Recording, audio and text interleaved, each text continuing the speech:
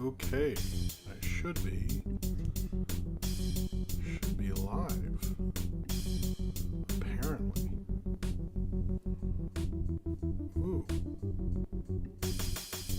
Okay, looks like I am, in fact, live. Cool. Neato. How's it going, y'all? Oh my god. Oh, gotta send out the tweet. Hold on. Poor cornbread. Oh, I did it. Anyway, I think you did it before I sent it. Hello, everyone. Thank you also for that cornbread. Look at all this. Whoa, Gary. Holy shit. Okay. Taco Master, how's it going? K Master, cornbread as well as, again, Classic Cameron, a guy named Crystal. Dan, how's it going? Dan Nathaniel Foga. Gary, I hope you're okay. Garrett Newell, Dylan Butler, Pup, Purple Goop, and Ramsey, the artist, and Austin is here in spirit. I'm going to give a shout out to him, even though he's not here. And Jordan Salaflo. Hello, Jordan Salaflo. Am I saying that right? I probably said that before. I probably said, am I saying that right? A few times. Sorry. Let me get... You can hear... Well, it's not as bad as when I'm moving my mic. Just going to move. Aha, there we go. Okay. I mean, you can't really... I'm just moving the tripod a little. It's been... Okay, going to the doctor tomorrow, reported to the police. Holy shit, dude. Whoa. That's like a serious thing, dude. Oh, man, I hope you're okay, Gary. I'm really sorry about that. Taco Master and Javier Portello. All right. But good luck, Gary. Jesus. All right. And hello, everyone. Welcome to Movie Crap Live. Somehow we are here to talk about, a bunch of movie animation news. It's been a bit of a hectic day, but this is my last thing before I also do dishes and fold a shit ton of laundry and stuff. But, yeah, it's been a day. Everybody's had to stay home, take care of the wife was sick, so I had a lot of kid stuff going on, so I had to stay home. But it was not like a cool day off or anything. A lot of work to be done, but that's what you gotta do, And so I'm sort of like in a daze a bit, but I'm ready to do the show and everything. But it's been a long day. Let me just say that. Got a lot done though. But trying to think what else has been going on. I do need to bring up a few things. So I'm gonna, if you excuse me, I'll be like looking up nonsense. Looking up nonsense while I'm talking. But yeah, it's been good. I've seen a bunch of, I don't know. I'm trying to complete more stuff, but I'm also, I got sick of the whole, I don't know. I'm in this weird thing with like all the reboot stuff where I'm like, I definitely, I see a lot of them.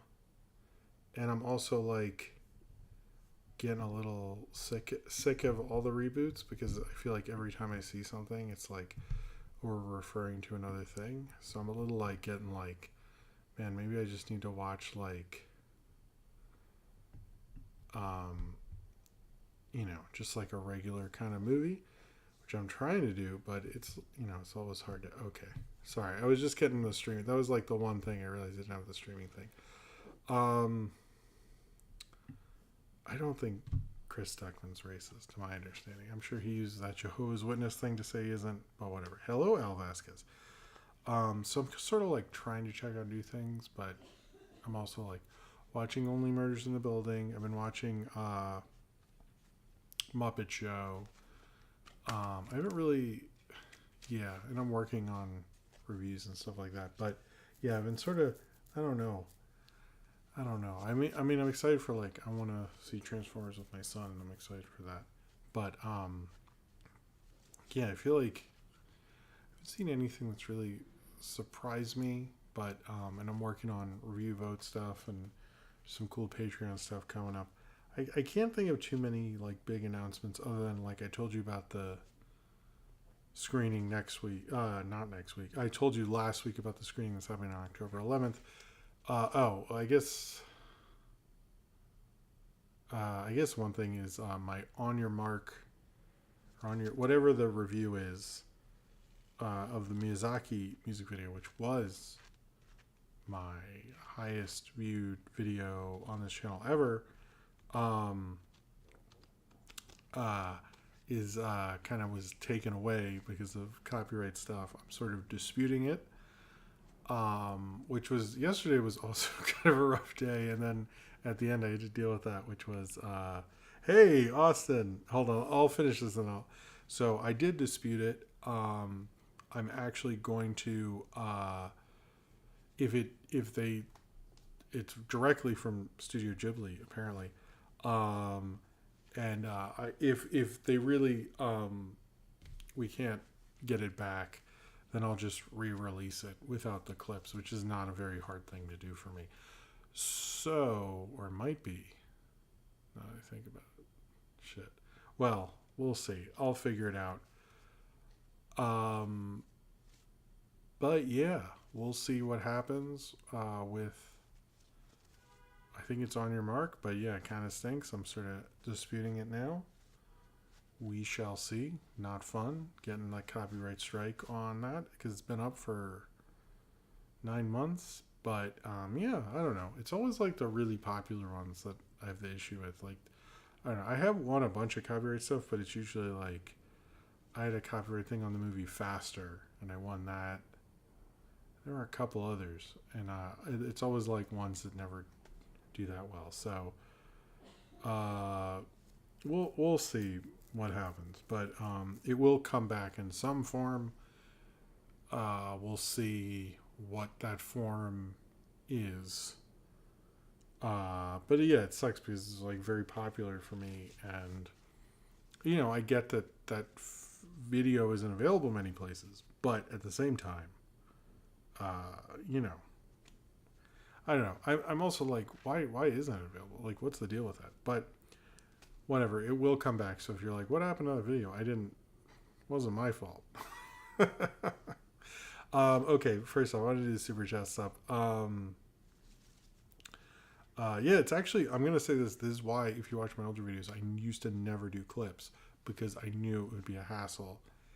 And I like that I do clips sometimes, but it does, like, I'm also dealing with, like, Universal and Josie and the Pussycats. I'm trying to dispute that. So it's always a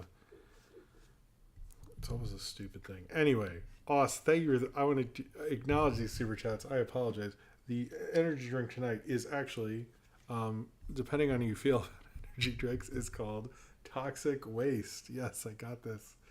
Actually at Macy's, because we went to the candy store there, me and Sophie, and it says hazardously satisfying. So I just thought it was like a funny, there's an energy drink called Toxic Waste. I thought it was a good bit for tonight. Good bit. Okay, so if you want me to drink Toxic Waste, Austin says 1 day closer to the weekend. Every day is 1 day closer to a weekend. Even Saturday and Sunday are closer to the next weekend. Cheers to you, Austin. This one is the Seismic Strawberry Kiwi. And we have a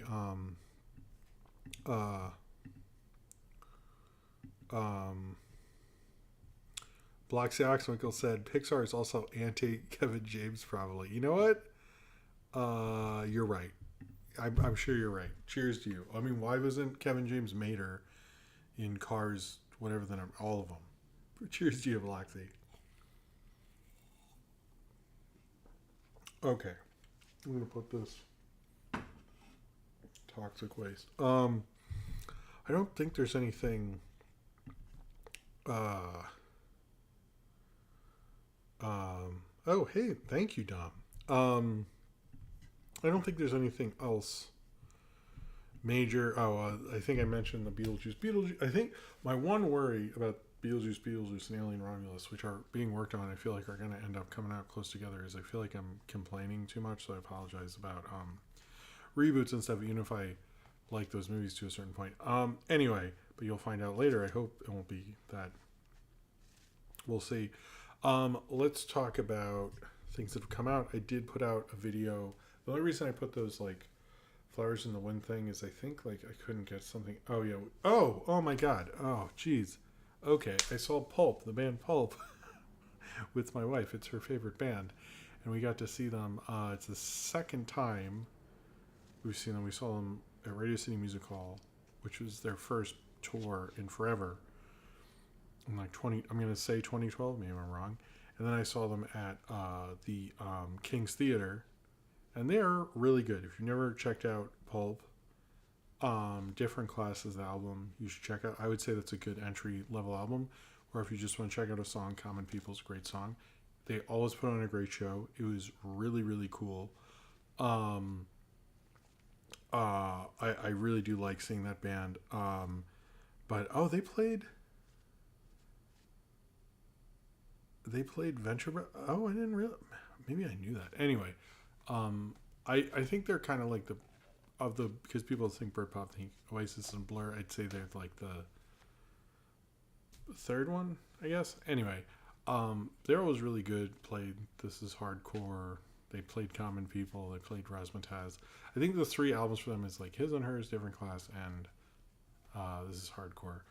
But they were great. Some of the audience was a little know-it-all and had seen them the night before and kept like talking about it. And it was kind of like spoilery, and was also weird because I don't know. I actually haven't really done a Brooklyn crowd show before, and I wasn't impressed because it seemed like a lot of people who are more know-it-all than really had anything to say, which is kind of like I don't know. I don't like people like that because I'm like, well, what are you doing with this intelligence? You're just like, I know things. Like, good for you, motherfucker. Shut the fuck up. But that was a little annoying. But it was a great show. If you're ever in Brooklyn, to go to the King's Theater, it's a really good place. I saw the Mystery Science Theater tour, or not the last one, but the last one pre-COVID, and that was great. Also, it made me realize the good thing about Mystery Science Theater, if you're going to buy 2 tickets, you're actually buying 2 separate shows. So, but anyway, yeah. Okay, everyone else is agreeing with that's weird. I thought it was annoying, but we had a great time. I really liked that show. But in my head, oh yeah, that's the one thing. My plan for last weekend was I'll get first Beetlejuice done, and I'll have Tim Burton Part 2 or something. And my son's been having all these like sleep regressions. I'm sort of worried he's going to wake up again. Well, because of dealing with that, I didn't have enough time Friday night. And all Saturday, I was like, well, maybe after the show, it won't be that long, and I'll get home. And it was like, I remember like on the way to the show, I'm like, why am I thinking that? I'm not doing anything tonight. We're just doing this. I'm not working tonight. So I apologize. But it was literally like a pretty, that doesn't happen very often. So apologies for not that anyone was like, what the fuck? Where's my video? But I wanted last weekend to go better than it did video-wise. But it didn't. But it was kind of like a once in 10 years thing. So it's like, I don't know. My brain of like liking to make stuff and get it out is... sometimes I think in my head I have this image, and then reality sets it. I'm like, you're not doing that. What the fuck are you thinking? Oh, hey, Caden, how's it going? Anyway, but it was an amazing show. If you ever get to see Pulp, I recommend it. Please check it out. Listen to Different Class, You Want an Album. Listen to Common People. I know that's the big hit, but just to like get you in there and get you understanding. Where was my video? What does that mean? Oh, I see what you do. Sorry, blah. The thing I just referred to. But yeah, there's things I watched, but it's 4 things, so I don't want to go like, I'm really into this right now. Video you won't see for weeks. Anyway, Let's just get into this. Let me just talk about a few things. Yeah, the flowers thing was just like I have been working on some new music and messing around. That was a newer beat. I just wanted to get it out with some footage I shot. That's what that is. I think there'll be something that'll be like a little cooler and stuff. I realized a lot of the videos are all older songs while I'm making newer songs. And in my head, I thought I had newer stuff out, and I didn't. So I wanted to correct that. Then it was Beetlejuice, and I wanted to have either Beetlejuice, or Alien Romulus, but there's just too much to do and sleep regressions and stuff. So be patient with me. But I'm working on a bunch of stuff and cool stuff, and I think there's going to be a personal, kind of like a short that's a little more like unique, I guess. Let me just put it that way. That I'd like to have done early next week. We'll see. I'm going to at least work on it. So, but I think it'll be a consistent amount of videos up until then, whether it's Tim Burton or not or anything like that. Also, I didn't know that. Interesting, Gary. I'm going to look that up later. I was going to say also. Okay, also, let's do the two things. Throwbacks, I had A Dirty Shame, which is John Waters' last film that was in theaters. I hope it's not his final film, but right now it is. As well, I don't remember what I was going to say. As well as we have Whiplash, because that is coming back into theaters. Is it Whiplash? With the drumming? I think. Let's just say it's Whiplash. That's going to be on Friday, but it's coming back into theaters. That's why I was going to. It's also been 10 years as I've been sort of celebrating the videos I made in 2014, I guess. So if you want to check out either of those, as well as tomorrow is going to be the first of a different kind of compilation. It's going to be a compilation of, it's going to be a compilation of all my WandaVision reviews from the show. It'll be about 50 minutes or so. So if you want to stop by, I'm not exactly sure when that's going to happen. That will be the video tomorrow. I'm not going to put out anything else, but that's going to be the thing tomorrow. So it'll be a WandaVision episode review compilation. That's what I think I was going to call it. Anyway, we'll see. And and if I mention A Dirty Shame in my Beetlejuice review, I do. Completely coincidental that it was a throwback. That was planned before I saw Beetlejuice. And anyway, it's really not me.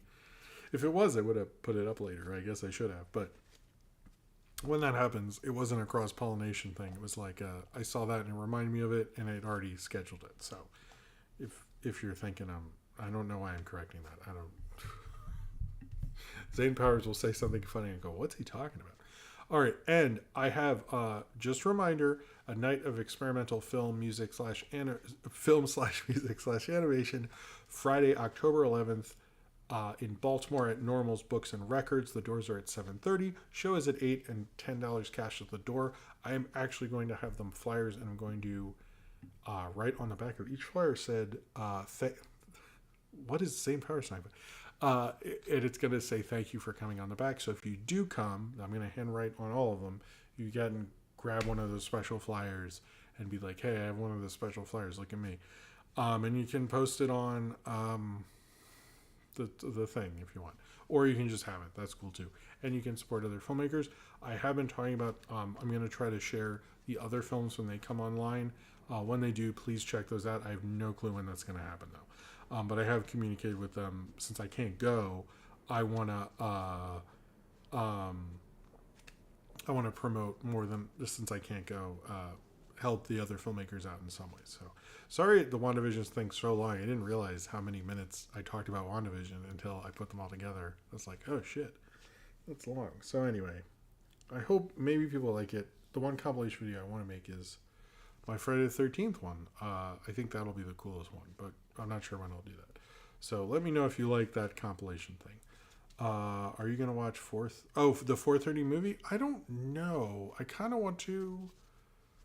Maybe I will. I love going to the movies, so that's the thing. Anyway, all right. This and everything I do is supported by you, the fans, either through my Patreon, which is linked below in the description, or during super chats during the show, where you can get me to drink toxic waste. So if you've ever I wanted to make this guy drink toxic waste, tonight's your night. It helps. My Patreon has all sorts of cool stuff like postcards, the commentary series, which a new one's coming out soon. More Power in the Movie Review Vote. There's going to be a movie review vote video soon. All sorts of exclusives. You get a notification when I have a new video, which I know there's tons of people who are barely on YouTube and just use it that way. You get postcards, all sorts of cool stuff. If you sign for the Patreon, it helps me do a lot of stuff, especially that I lost like a pretty big video for my channel recently. So being able to, your support definitely helps and gives me some more concrete financial backing than YouTube can provide a lot of the time, because you never know with this fucking place. Anyway, yeah. But also, if you are able to do a super chat, I will definitely talk about your question and stuff, and drink that and all that stuff, and also give me energy to keep going, which, trust me, I need tonight.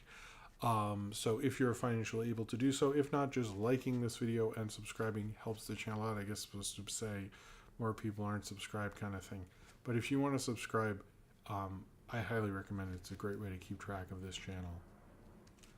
I think that was a cat.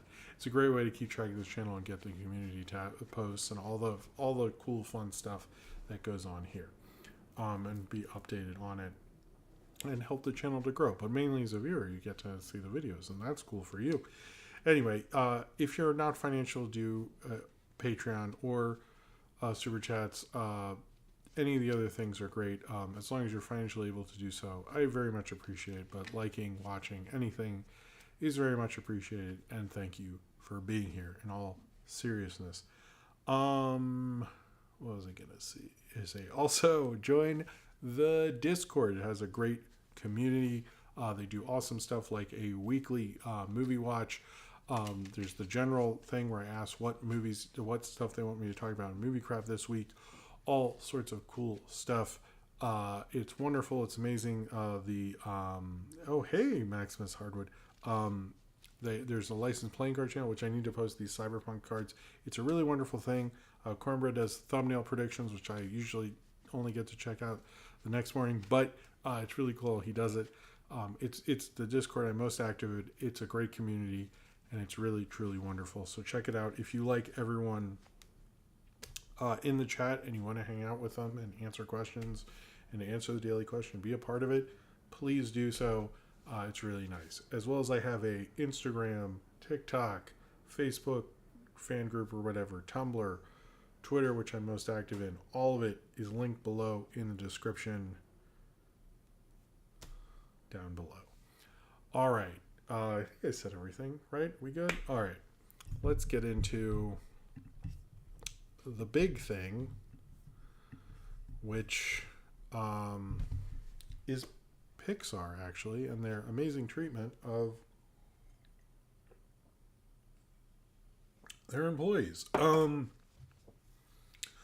We basically have two Pixar things to talk about, so I'll talk about the employee thing first. What we've learned from the animation union, and as things come out, is that a lot of people who worked on Inside Out 2 were fired towards the end of production and fired right before bonuses could go on, specifically so they wouldn't get those bonuses that would cost them more, and then were told not to come back to the office to grab their things, as they would make the other animators feel bad, which is amazing.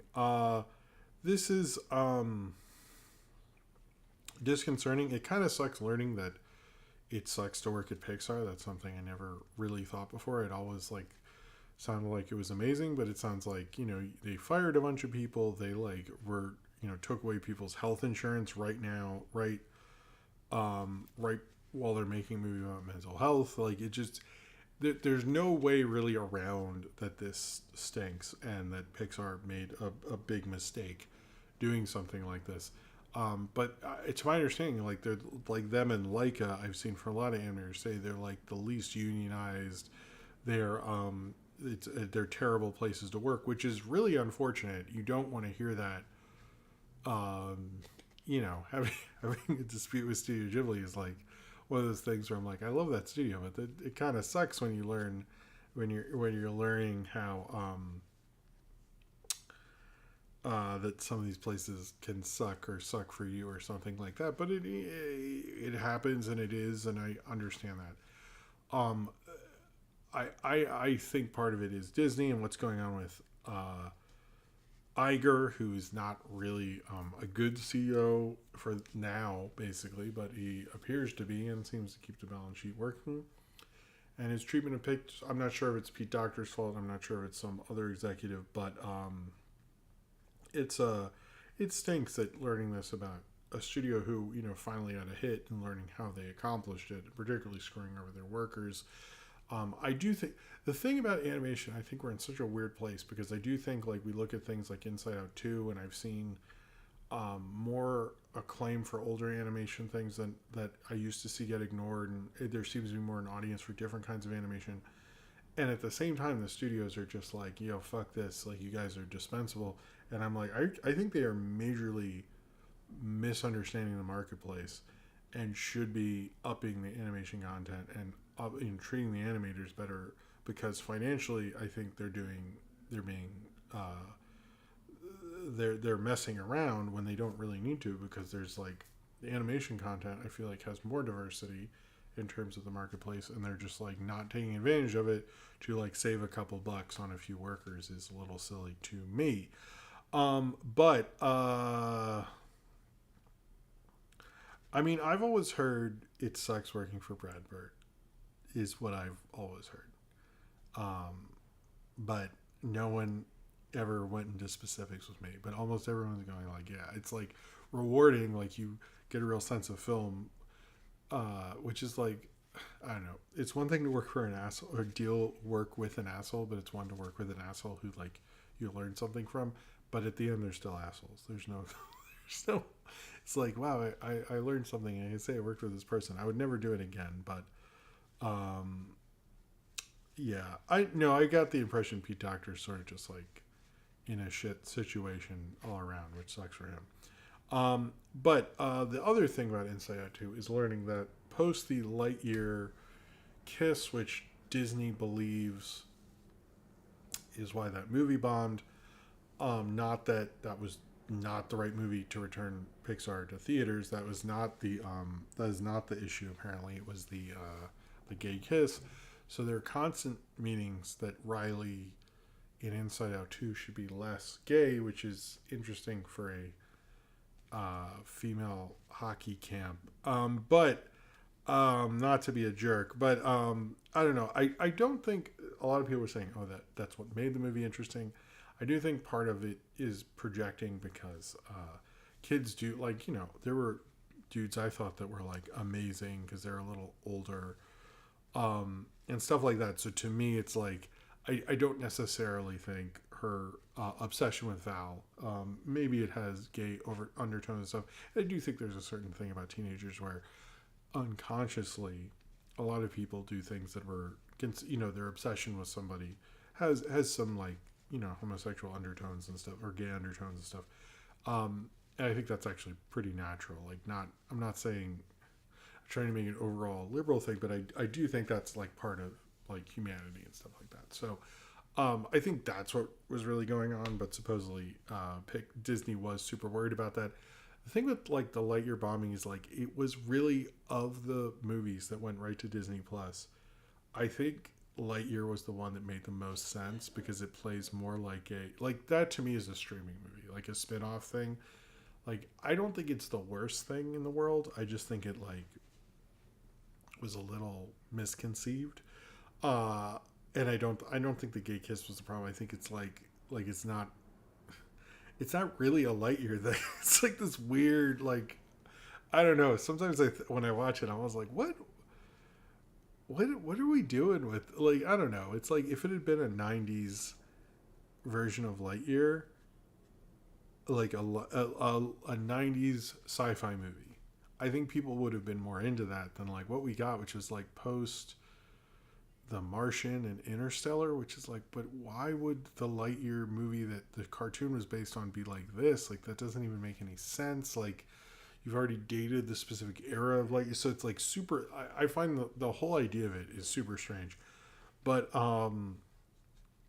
yeah, supposedly they have come down on like the gay stuff, and I think they're always like, oh well, if the conservative people on the internet think this, we better be careful and stuff, because they always want to appeal to as many people as possible. But I don't think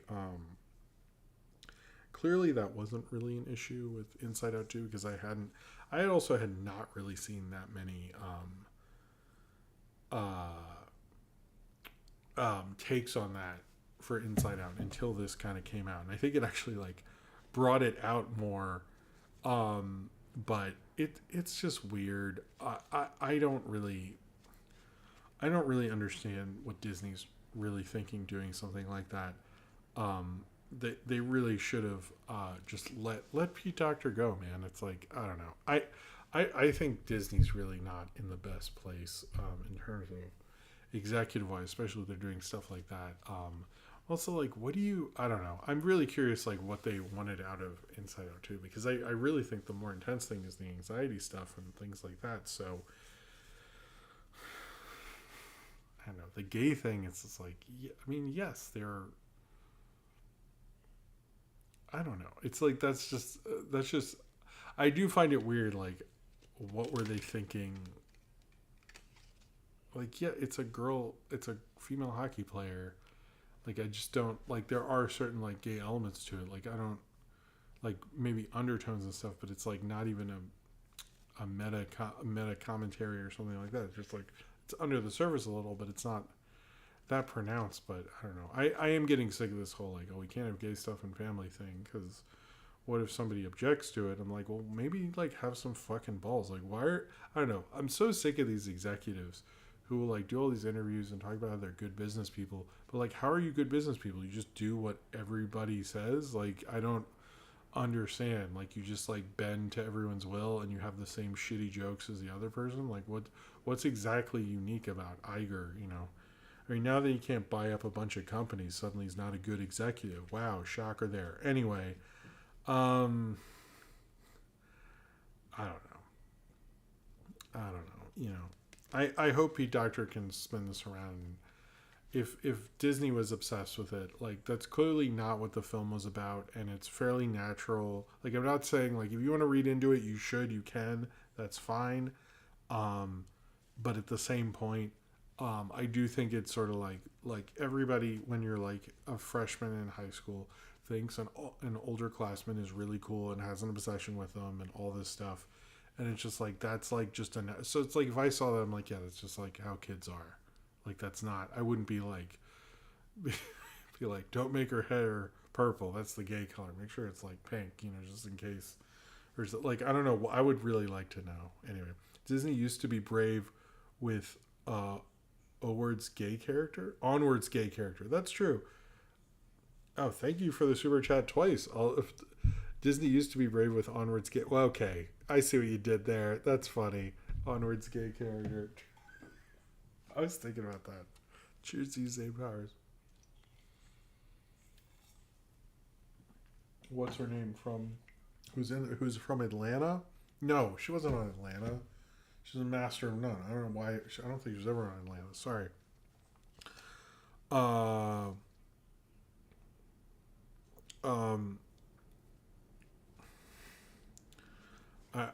don't think it was ever on Atlanta, but she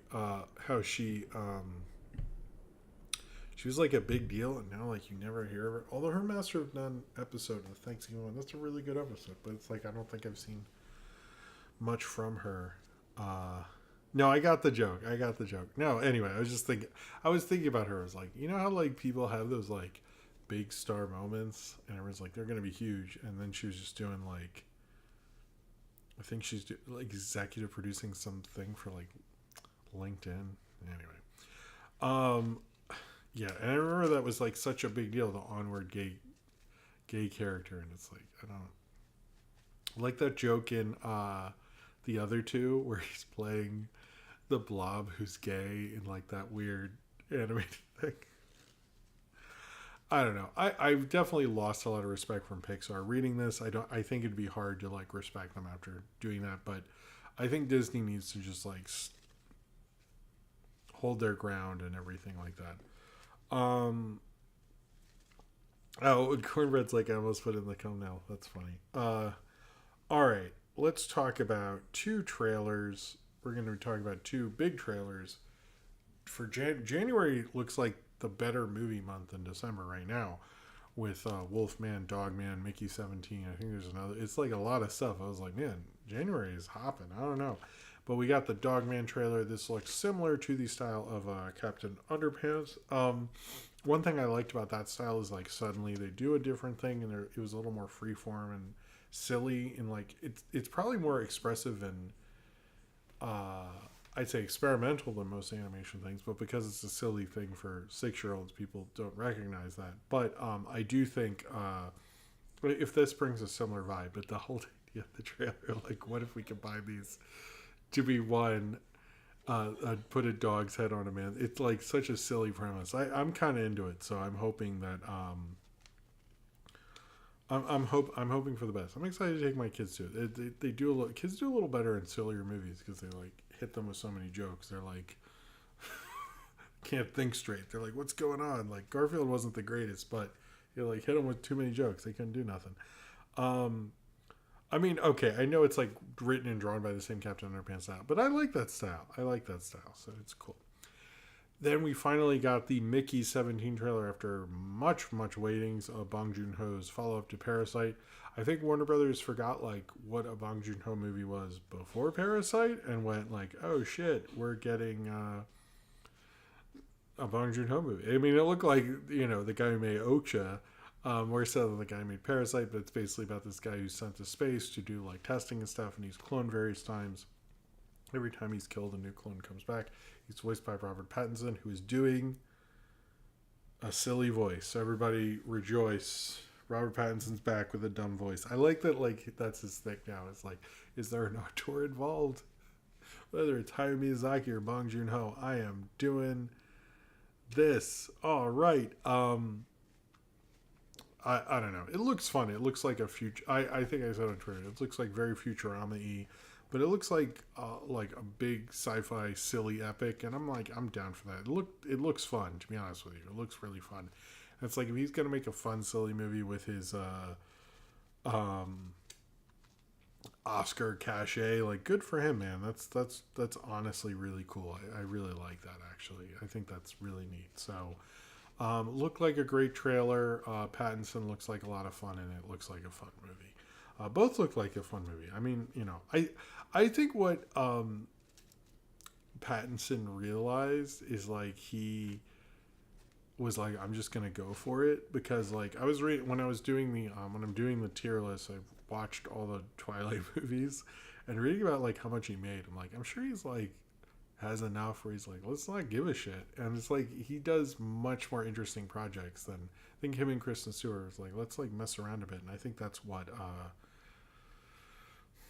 what's fun about him. It's like it's fun to see actors. I think that's like also part of the appeal of even like Chappell Roan and stuff like that is like you actually I think you look at the Ryan Reynolds and Blake Lively and like The Rock and that whole crew and like they have product lines, they care about being in Target, and like they make the most boring shit imaginable. Like they're just like not good at doing anything interesting whatsoever. And I think Pattinson and like I think particularly Chappell Roan also, it's like really care about making like cool art and like that's the cool people. That's the interesting. Like Robert Pattinson doesn't want to have a shampoo in fucking Target. He might buy shampoo at Target, but he doesn't want to have shampoo in Target, and that's the difference. Poor Taylor. Taylor, look, he got paid the same as the other two, so he is good. Unless he didn't save that money, then he is fucked. All right. So, I'm just sick of like I don't know when people talk about like Chappell Roan and I'm like I don't know. My wife, my daughter, are really into her, and I've gotten progressively more into her, and I find her to be she's going to be interesting to look back on in 20 years. I do think we're having a moment there. She you know what? I haven't tweeted this and I wanted to, but she reminds me, the way she's so anti-fame reminds me more of Kurt Cobain and Tupac than I think people want to acknowledge because both those guys were so critical of the fame they had. And, I mean, Listen to it on Utero. You can hear his thoughts, Kurt Cobain's thoughts on that. But I don't think she's too far out from either of those guys, to be perfectly honest with you. Anyway, so Beetlejuice, we learned, was almost a streaming movie for Max with a bigger budget. Would have been about almost 150 million. I think it's like 147 if it had just gone to Max. And it did, and Tim Burton didn't want to do that, and he refigured it out and got it down to 100 million, and now it's like a huge hit. We'll go more into that in the box office segment. However, I think this was a smart move for Tim Burton. He didn't want to do that, but also like Max's movie lineup was interesting because I do think like when I was doing that segment, which I still haven't cut up, about the best movies of this past decade, Sonnenberg did have his two hits. I do think you could do something interesting. I don't think the streaming movie, if I was going to make streaming movies, I'd make them like 70 minutes and like just make a quick like condensed thing. Like don't even try to make something in theaters. But I do think it's like, it's interesting things like Blue Beetle and Beetlejuice that go to theaters turned out to be pretty solid films, and like how they're just going to like throw those things on streaming and not like give a shit is like kind of weird. I don't know, but and now like Disney gets so much shit for not releasing what's it, Hocus Pocus 2 in theaters, even though I'm like, when I look at that one, like I don't know, it wasn't good enough to be in theaters, let's say that. But I think it was a smart move. But it's interesting that was almost that way. But it seems like everyone's going like, can you believe they did that? And like they did that like when they were actually doing that. That was not like, I think this was shot in 2023, I'm going to guess, but this was not in 2022, to my understanding. It seemed to be like when those Sonnenberg movies, and they made a deal with Sonnenberg to make Max movies. It was like when that was happening. It was like around the time Blue Beetle was made and things like that, which was original, I think was shot to go to Max. So it's like, I noticed people were not reporting that in a way. They were like, can you believe Max did that? I'm like, well, Max was like that. HBO and Warner's was like that. So, all right. So, before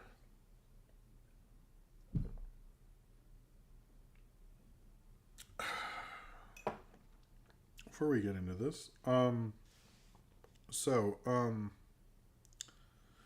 guess we'll get into it. So, Jeremy Jahns, who has been a YouTube critic for a very long time, not really someone I've ever cared for, but he's been doing it. Reviewed the film, the conservative documentary, Am I a Racist?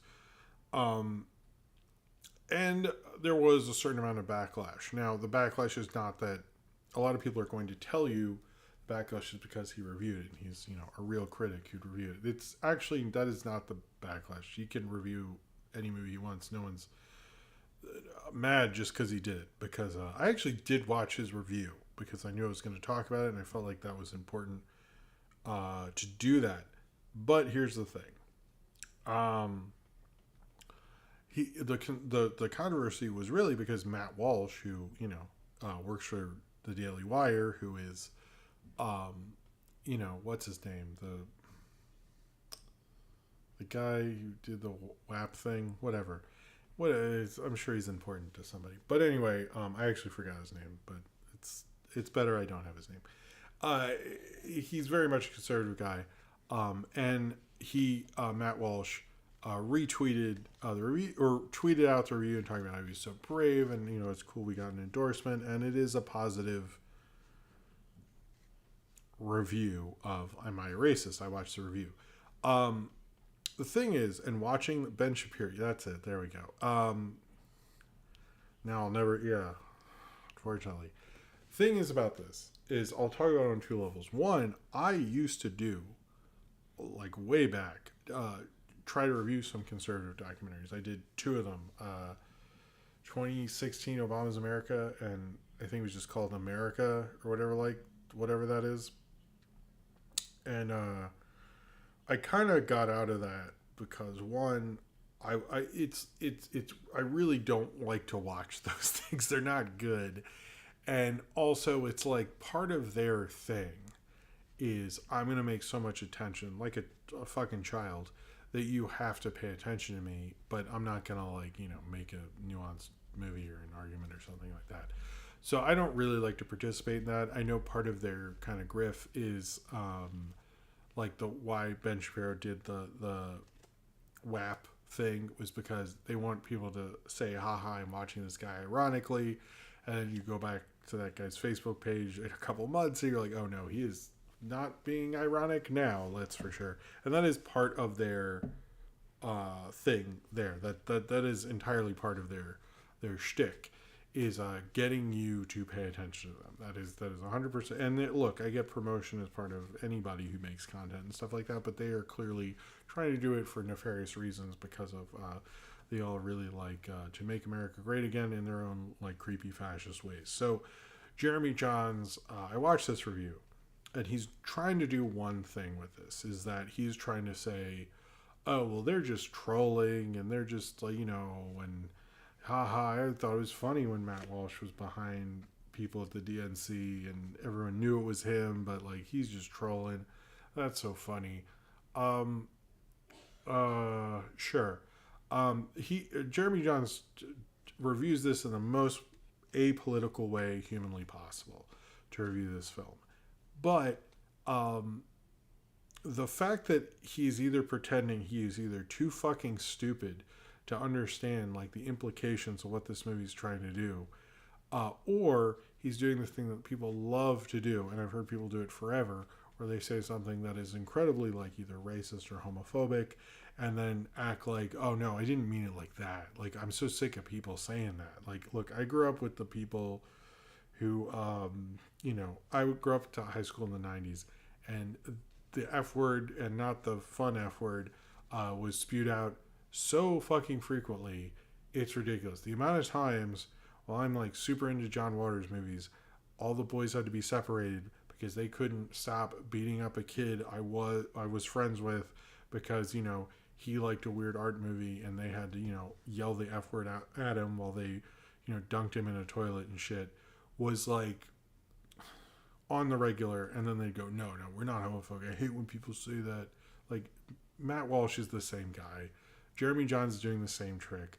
I know what you're fucking doing. Don't play with me and do that whole, look, I'm a white person too. I know all the fucking white people tricks. It's like, don't try to do that. I get it. You think you can like do this thing and like convince people, and his whole thing was to get people to watch this whole bullshit fascist thing. It's like, I get that Jeremy Jahns was very much like to live under fascist America. He's probably going to vote for Trump, and he probably has. And when I watch that thing, that is someone who wants to trick you and go like, it's just like Borat and all that stuff like that. It just fucking, these are garbage people, and I don't know if he was asked by the Daily Wire to do that. I don't know if he's trying to get more into the conservative YouTube space and stuff like that, or he's just that fucking dumb, or he is dumb enough to think he can get into it. I'm not sure, but he's clearly like doing the thing where it's like, oh, I'm doing this apolitically. No, I'm not steering you in that direction, but we all know what he's doing. Like, it's a movie called Am I Racist? You need a whole movie to do that, and it's like, I've seen the people who are proclaiming him, and it's like Geeks and Gamers. It's all the like the shitty conservative YouTube people who will make like all these arguments about why they're not sexist. If you have to go on about why you're not sexist or racist or something like that, there's already an issue there, right? I don't need to say that. I don't feel like I need to say that. And it's just, if you're going on and on about it, I fucking figured it out. It's just, I don't know. I don't know. Also, he wore blackface. Like, you're racist, dude. Like, I'm sorry. Like, if you wear blackface, it's pretty easy to figure out when you're, like, in all seriousness. If you're like, I don't know, am I racist? Just ask the question, did I wear blackface? Like, willingly as an adult. And before you go, oh, it's like early YouTube. No, I'm sorry. I don't let Al Jolson get away with doing blackface. I'm not going to let Jeremy Jahns in the fucking 2000s get away with wearing blackface. Like, I'm sorry. Like, that, no. It's not like, oh, I fell into a blackface, I fell on some dirt or something and I picked myself up. Like, no, you're just racist, dude. Whatever. I'm just like, I don't know. I find this whole thing with the conservative documentary thing. And what I love is like he keeps selling. This is like it's like Borat and like him being on the DNC was like Borat. No, like let me explain the whole thing with that. That I like what I've noticed all these because I did some research on it. They're all like, no, like it's just like Borat this movie and like him being in the DNC is like that. I'm like I watched the whole Borat campaign. It was actually pretty funny. And like when he was on Conan and Jay Leno, like he was doing like a bit and being funny, and like they were in on the bit, and it was like part of that. Borat wasn't, or it, like look at any Sacha Baron Cohen thing when he's done one of those characters, or when Reno 911 did it as well, on their promotional campaign. They never. I know Walter Masterson, by the way, or a long time ago. I don't think he's a cool guy. We worked on a short that I can't put on YouTube because of song stuff, but it's on my daily. He's a good guy. Anyway, it's just like I'm not gonna play around. Like to me, it's like when I watch it, like I get what he's doing. I did watch his review. I'll give him that. But like everyone acting like he's brave or that people hate him just for reviewing it. Nobody hates him for just reviewing it. Anyone can review. It's a major movie. I'll agree with you there. But it is. He's just not. He's not doing it because of that. He's doing it because he agrees with this shit. You know, it's like Matt Walsh made that like, what is a woman? Like, what the fuck? Whatever. Anyway, if you're wondering, is Jeremy Jahns racist? Yeah, absolutely. Is he conservative? 100%. And why did he want to get with these people? I have no clue. They make the worst fucking bullshit content about how like everything's horrible and like, you know, black people being in anything ruins it, and like I get it, they're all racist, and then they'll make a 5-hour video complaining about Joker or whatever. It's like they're very boring people and a very boring analysis, and I've never liked Jeremy Jahns. This didn't change my opinion on him whatsoever.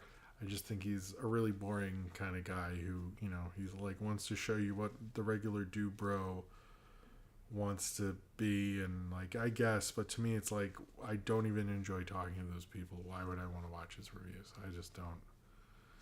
Whatever. He just showed me it's like he is definitely conservative. He just, you know, wanted to show it for a little bit and wanted to help people get into that sort of thing, and whatever. All right, let's move on. So, in other Hollywood things that'll make you angry, I do have a cool thing on Shang-Chi, which I noticed no one's talking about. I'm actually excited to talk about that. To be perfectly honest with you, I find that... should I get rid of my playlist of reviews of Jeremy, Blaze the movie fan, and Doug Walker? You know, I used to... You know, I went to Iceland, and I've always wanted to, like...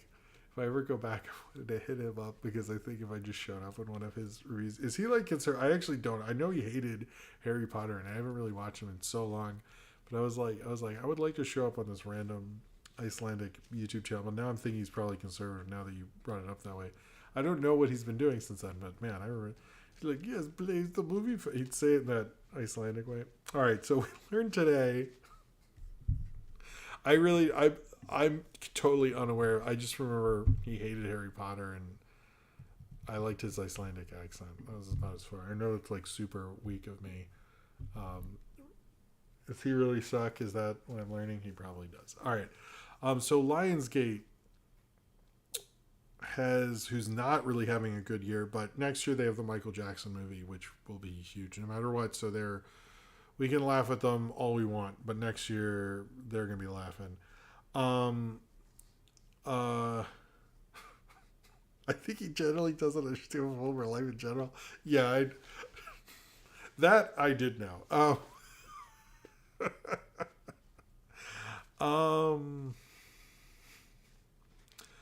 Yeah, no, especially Borat 2. You think after Borat 2, it's like, whatever. Okay, so Lionsgate has inked a deal with artificial intelligence. Well, let's just call them a research firm. I don't want to put the word intelligence in there. Runway. I've inked a deal that will let Runway train a new generative AI model on Lionsgate content, and we'll see the entertainment company use the tech as it produces future film and TV projects. While details are scarce, because AI companies don't have many details to give you. The companies say that the new model will be customized to Lionsgate's proprietary portfolio of film and television content and exclusive to that studio. The purpose will be to help Lionsgate, its filmmakers, directors, and other creative talent augment their work. This sounds garbage to me. I what I find, and I know Del Toro basically talked about how they just look like kind of nice screensavers. I'm just like, I've seen some of these like, oh, what if Blade Runner was made in the 50s and stuff like that. My thing with like all these people, and I think even that Jeremy Jahns thing, is like the reason like Ridley Scott made an artistic choice in Blade Runner, like there's a specific story he's telling with that artistic choice.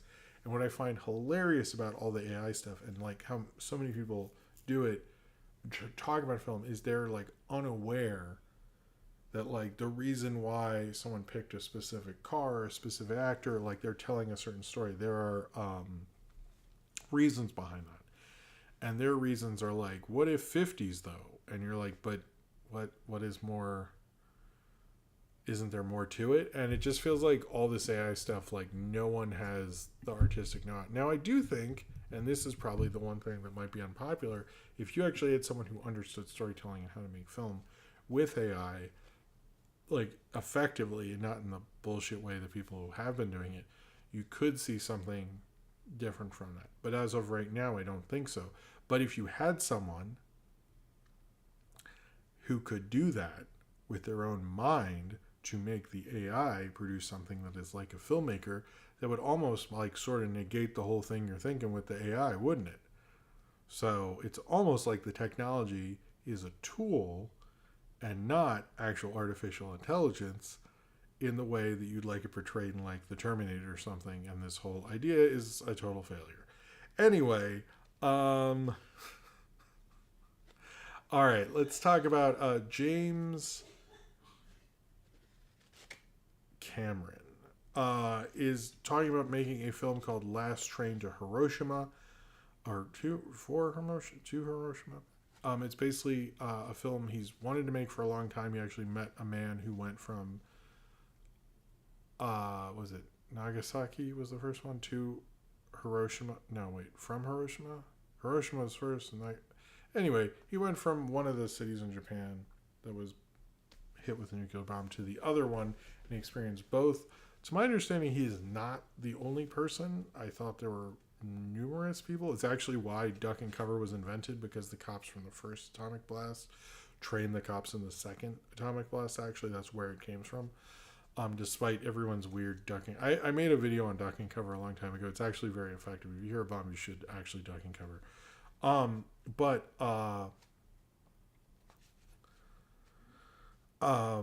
James Cameron says he wants to make a movie about this guy. He met him close to his death and stuff like that. So I'm curious how James Cameron would make a movie like this, because it seems like not very James Cameron-y, but apparently he wants to make a movie about that, which could be interesting to a degree, but I'm also like, it just doesn't feel very James Cameron, other than nuclear blast. He's very pro showing nuclear blast. So I guess, like, you know, Terminator 2 Judgment Day did that, so I guess he could do that again. I'm sure. I'm just sort of like, okay, good for you. I don't know. I just don't see it, but apparently he wants a break from the avatars to make this film. Artistically, like, James Cameron's earned it, so it would be interesting to see him do something different, but we'll see about that. So there's been a lot of talk, and I think it is honestly just press making a big thing out of this, to be totally honest with you, that the G.I. Joe Transformers sort of team-up movie that was announced, I guess it was last summer when Rise of the Beast was coming out,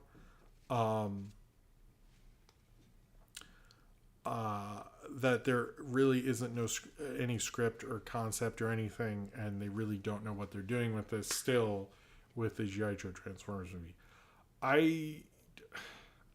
I'm not sure about that. I think the thing with the Transformers, the Transformers movie thing is what stinks about it is like I don't think James Cameron, or I don't, sorry, I don't think GI Joe in the '80s, the one with like the laser guns and stuff. I think that would make for a good blockbuster movie. I don't think anyone ever figured out how to do that cinematically, sort of with the second one. But if I controlled the GI Joe franchise, I would just make like solid like Cobra Commander has a plot. There's a lot of fighting set pieces like the GI Joe movie. If you have a lot of cool fighting set pieces, people go along with it, and Duke and stuff like that. But you can't do much more than that kind of stuff. And I think them with Transformers like sort of works, but you kind of have to like build up GI Joe. And I think film wise, like it's sort of a mess. Like you have the first one, and you sort of restart with the second one, but you didn't have enough goodwill to make a third one, and then they just made Snake Eyes for some reason. Like I don't think I don't really get. I don't know what they're doing, but obviously at the end of Rise of the Beast, it sets up GI Joe. I don't know. We'll see. And people are saying like, oh, is Chris Hemsworth involved, or like, is he just doing a voice, or is he going to be doing one of the GI Joes or something? That seems to be a part of it. To me, it's like just make a solid like, don't establish Cobra Commander, don't do anything like that. Just have them like they're fighting Cobra Commander. There's a big like weird evil plan that they have to stop, and just have them do it. And don't make an origin story. If you just do that, people would like for real love it. And no bullets, just laser guns. Like go back to people like lasers. Trust me, it's just do that and have all the ridiculous characters and stuff. And I feel like each of the two GI Joe movies got close to that in some regard, but like the second one more so when they're like, I think it's like Snake Eyes and Storm Shadow are like fighting on a mountain. Like that was cool, but like you need to do a whole movie with that, and they haven't done it. So I don't think this is as much as people make it out to be, because it seems to me like there's not really any movement on a Rise of the Beast sequel. It's like I feel like Transformers is just in a weird place, and I'm sure it's been sort of slow news wise, so people are just looking for a story, but there isn't really movement on it. All right, so I want to get into the Shang-Chi stuff because I found this sort of in podcasts and reports, and it's sort of not being brought up as much, and I sort of just wanted to bring it up because I did find the Shang-Chi thing last week too. Shang-Chi 2 stuff, like I was kind of like, this is odd. So what happened and where we are and all that stuff, and I'm actually going to explain this. So originally, when they're making Avengers Kang Dynasty, that was actually, and when Dustin Craig was it? Sorry, let me get names up here. When Dustin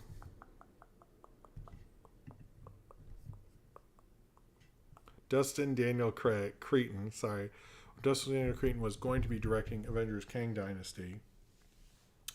The reason was because that was actually pretty much going to be Shang-Chi 2. They actually do have a lot of faith in Shang-Chi 2 because the Avengers Kang Dynasty was going to be more like, it was going to have like Awkwafina and all the other characters also with the Avengers, but it was going to be primarily about Shang-Chi fighting Kang and stuff like that. So that was the original idea. Now, whether this got thrown out because of John Major's legal problems or the fact that Ant-Man 3 bombed, seems to be up for debate. But obviously that got sort of thrown out. So when that got thrown out, they had to basically make a new script for Shang-Chi 2, which they haven't figured that shit out, basically. They haven't figured that out at all. But the original idea for Shang-Chi 2 was the Kang Dynasty, was basically Shang-Chi 2. And, like, it was going to have all the cast members, like Awkwafina and all those people were going to be in the second one.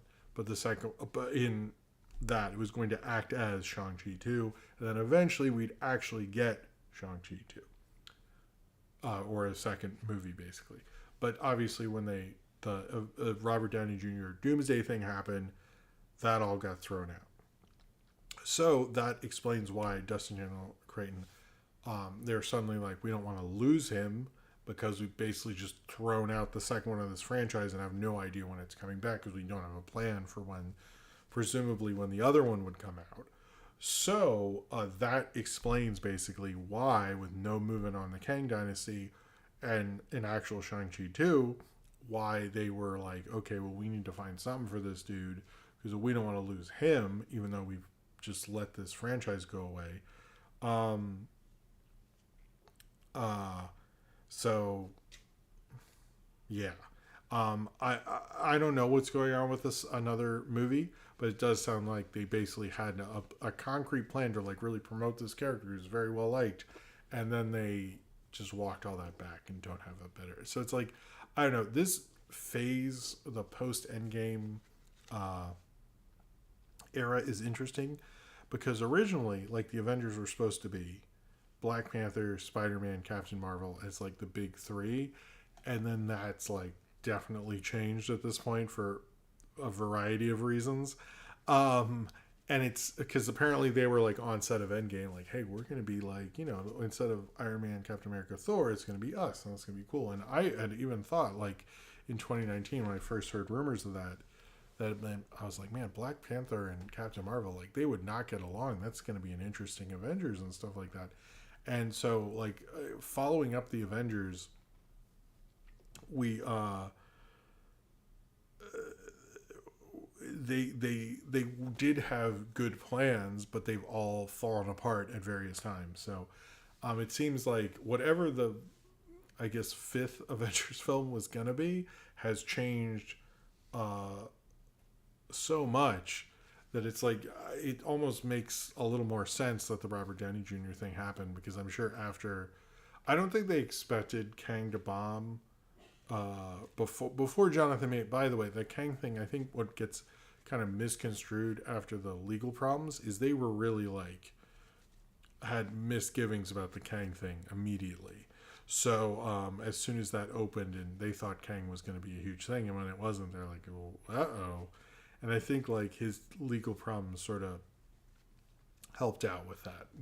They might have just held their ground a little, but then they're like, I don't think we need to hold our ground anymore. So it's interesting, but it's kind of sad that I think a character who the public likes, and like it seems like people in the chat like Shang-Chi, could have gone on to do more. And I do think this is, I don't know, I kind of think I wish Marvel had set up this post-Endgame world as like, hey, we're going to figure stuff out and play around, and like, it's not going to be as big as the other things, and it'll eventually become something. I wish they'd set it up better, but instead they're always going to be like, check out your new Marvel stuff, but whatever. Okay, if anyone wants to do a super chat, that would be appreciated. I don't want to beg, but apologies. All right. Where are we? If you're, what was I going to say? Sorry. I might need to take an energy drink anyway, just stay up. That's not me trying to act or something. Since we started late, the show will probably end around 12:40, maybe earlier. I don't know, but we'll probably take our break at 20 minutes or 30 minutes or so. So just to keep you on what's going on. All right, so Donald Glover had an interesting quote about Star Wars, and I did, I have a Twitter there. I acknowledged it. Take a drink, everyone. That should be the drinking game. But I think he has an actual good point about Star Wars, and I actually think this is an important thing to bring up. But he said, and I want to read this quote, I just want it to be fun. As a Star Wars fan myself, I think it's important that there needs to be fun being had. It's very hard to have fun right now. It's tough because there are very serious things happening, and those are the only things that connect us weirdly. So I get why things are serious, but part of the human experience, I believe, is we have a responsibility to have enjoyment, and I feel like we're lacking in that department. Yeah, I agree, but what I also want to bring up with this is that is literally like my grandparents in particular, my mom's parents loved Star Wars actually because it was a harken back to like Errol Flynn and like the fun movies of old Hollywood, and that is actually like why it's always said that Star Wars was such a breakout. And I saw people commenting like Rocky was sort of a gritty '70s movie. I mean, Rocky doesn't.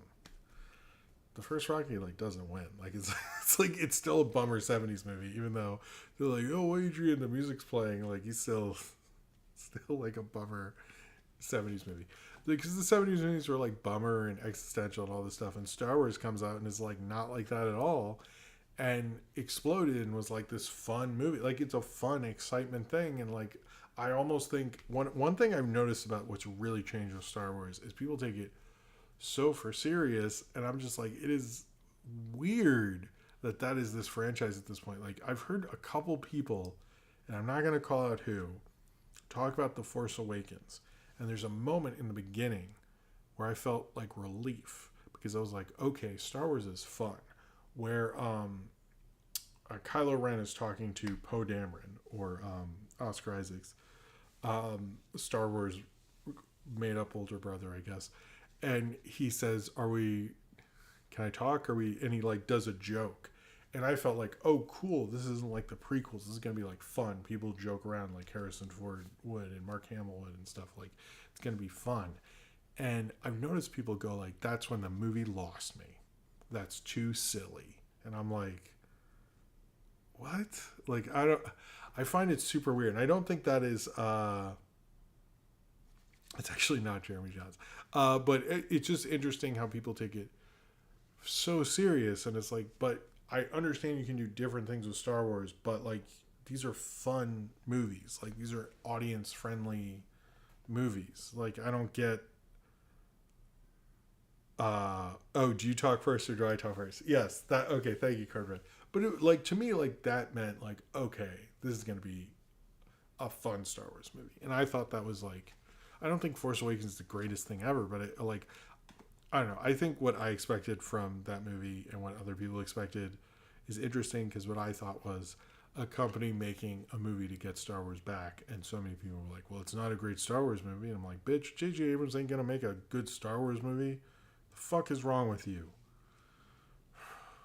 Wait till The Last Jedi. Come on, man. Like, what the fuck? You for real right now? You expected Mr. No Ending? Whatever. Make all animation studios co-ops, no bourgeoisie. I like Taco Master's interesting tonight. I like that.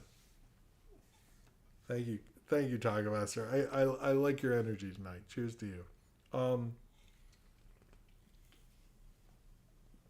I mean, look, it can be a little too jokey, but in some regard, but I do think I do think Star Wars needs to be fun and silly at the same time, you know. He made an okay Star Trek movie. That's true. That's true. The first one. Whoa, that second one. Man, he makes some like fucking garbage sequels to his own stuff. Like Mission Impossible 3, it's like good. Like I'm like, man, he's a solid director and he has a bad filmography. Anyway, I've never been a Abrams fan up to a certain point. Yeah, I don't know. I do agree that Star Wars fans are just like too tough on its own thing and like too critical of it, and everyone's got to have a different stupid opinion. Anyway, I just think it's like Donald Glover is right, so I hope he gets to do that. So Puffy is going to jail. I don't know if people realize how big Puff Daddy was. I never was calling him Diddy. He's always Puffy to me. I just wanted to say, oh no, your super chat went through. I thought I acknowledged it. Anyway, I'll just say that I think Puffy has this weird thing where people are like, oh well, he was like kind of big. No, he like from I think I saw it like oh, good night Dan, thank you for being here. People forget he had, I think in '97, the two biggest music videos on MTV were I'll Be Missing You and Mo Money, Mo Problems, both featuring him. And then I think in '98, the biggest one was All About the Benjamins rock remix. So it like literally I'm not trying to act like he shouldn't be arrested. He should. But when people are like, "Why is this guy a big deal?" Like he sort of like was a big deal at the weird point of the '90s that wasn't alternative and wasn't boy bands. So it's sort of like he was extremely popular for a little bit. I think he did do it. And my only he made some bad music, and hip hop had a really bad era right after a really great era, which was the mid '90s. The shiny suit era was not good for literally anyone I know other than him. But I will say, Nine Inch Nails did a remix of the song "Victory," which is pretty good. That's the only thing I ever really liked by him. But like, man, he would have the most like homophobic bullshit, and I mean, now it's like he's obviously a horrible person. Like, I don't know. But the other thing that I will say that people have brought up, and I know crazy people have brought up, but it is true. He's made money. He's made money off Biggie longer than Biggie was alive at this point, which is, yeah. All right. Anyway, box office. We're here to finally talk about the box office, and there is some. I have to talk about the conservative bullshit again with this, but we'll just go through it. The big winner of the weekend was Beetlejuice again, although it fell 53%. That's a little common for films that open over $100 million. At a certain point, when you're open like really huge, you sort of get everybody who's going to see your movie to cut like a large group. So it's like that's like a natural thing that's going to happen. But it's still number one with 51 million. Nothing's really that close to it. Speak No. Are these the actual? I guess they are. Oh, okay. The I guess they're the actuals. Never mind. Speak No Evil, which despite getting a ton of Wait, hold on. Chris Jones, thank you very much. Hey Jim, been a fan since the podcast, and you're my go-to movie critic. Wow, I wish I could support more. I don't get to watch live more often. Keep it up. Thank you. Man, that means a lot. Thank you so much, Chris Jones. I really appreciate that. Thank you. I will now drink this toxic waste. Thank you very much. I'm go-to. That's actually, I've been getting a lot of nicer messages from people. I noticed, like, I don't know, but cheers to you, Chris. Thank you very much. It's actually next month. I'm not sure the date, and I'm going to look it up. It will have been 10 years since my first appearance on Pizza Party. And I do have some things to say about that, actually. But not negative. I'm always thankful that Pan had me on. But it will be 10 years next month. Okay, St. Powers, you knew. Okay, well, anyway, thank you, Chris Jones. That's very nice of you. I really appreciate it, and thank you for watching. But any support, I appreciate. Thank you so much. Speak No Evil. Thank you. Also, everyone's being nice tonight. All right. Speak No Evil, which got a ton of promotion in the New York subways, to the point where I almost took a video and it was playing on like 5 screens at once. I'm like, I'm being bombarded by fucking Speak No Evil ads. I kind of wanted to rewatch or watch. I haven't watched the original because it's a remake of like some European country film. And I never got around to watching it, but it did make 11 million, which a lot of people consider a failure, despite the massive amount of promotion for it. I think people expected a little more from it. Blumhouse is not having a good year this year, but much like, and we'll talk about, I've mentioned Lionsgate with Michael Jackson, things like Megan 2.0 and stuff. But it has been, as much as all the box office people are like, hey, if you want Inside Out 2, you got to make Inside Out 1. Blumhouse, to its credit, really hasn't had, I don't think, a lot of sequels this year, unless, did they do Maxine? No, it's A24. It really hasn't worked out for them. All the big horror stories this year are, Violent Nature, or, Lisa Frankenstein, which bombed, which I keep hearing more about. I've seen it twice. I think it's really great. They just, Night Swim, which kind of by default was the highest grossing horror movie for a while, But like they haven't really had a film that really pops this year, and I think people are doubting them. But they do have Megan 2.0, and I think of Five Nights at Freddy's coming, and it's just sort of an off year. But I think it probably hurts them that none of their originals are hitting. I think Rat Boy Mickey says 10 years. What? I'm 24 and been listening since 14. Oh, crazy. Well, thank you, man. It's a long time. I appreciate it. Cheers to you, sir. Oh, man. Again, a lot of these. I know a lot of people. Yeah, I've noticed people re-listen to the podcast, which I'm always like nervous. I'm like, oh, fuck, what did we say? What did I say? What did Izzy say? What did Nolan say? What did Ben say? What did Ken say? Is that everyone? I think everyone. If you're gonna, if I'm talking about the podcast, that's pretty much everyone who mattered on the podcast. Anyway, but Blumhouse will probably have a better year later. Number 3, we have Deadpool and Wolverine, which apparently people think. I'm really fucking sick of this. Like, it has to be the biggest movie of the summer. It's Inside Out 2. Shut the fuck up. Just accept that it was a cartoon. I'm so sorry that Deadpool and Wolverine is not the biggest one. But Inside Out 2 is made $652 million. Deadpool and Wolverine is $621. I don't think Paleo was never. Well, Paleo deserves a little more credit for helping me than he does. But anyway. The Paleo rules. That's all I gotta say. But yeah, so Deadpool and Wolverine still doing extremely well. The Am I a Racist movie. So what you're gonna see, there's a couple movies in here that are conservative films. This is sort of a thing that conservative movies do. Other than Sound of Freedom, which was very much an exception.